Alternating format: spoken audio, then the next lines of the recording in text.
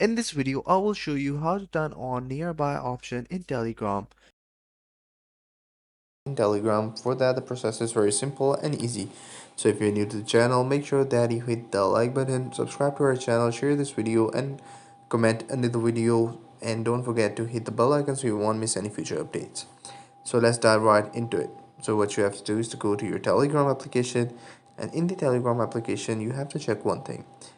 One thing is that you have to check that is your contacts are enabled or not in the application.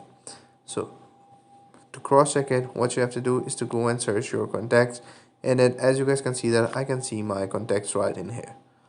So in order to see the permissions, press long hold on the application and go to the app information,